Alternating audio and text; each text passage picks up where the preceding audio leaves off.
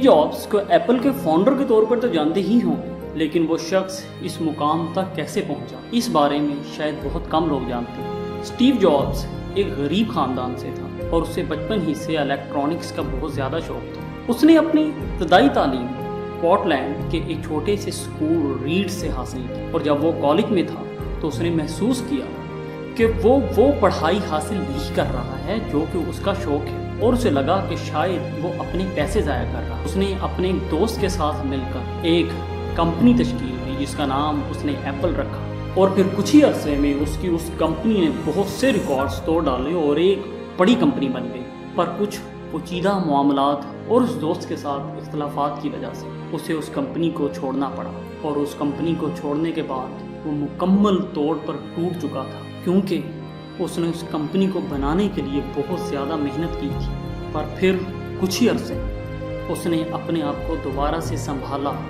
और इस चीज़ को समझा कि उसे अपने काम से बहुत ज़्यादा प्यार है, और उसने 2 मज़ीद नई कंपनीज बना डाली। और फिर 1997 में बनने वाली फिल्म टॉय स्टोरी उसी की टेक्नोलॉजी से बनाई गई, और फिर उस फिल्म की कामयाबी से उसकी कंपनीज को बहुत ज़्यादा कामयाबी मिली, और फिर वो इस काबिल हो गए कि अपनी कंपनी एप्पल को भी खरीद सके, और फिर कुछ ही अरसे में उसने एप्पल को भी खरीदा।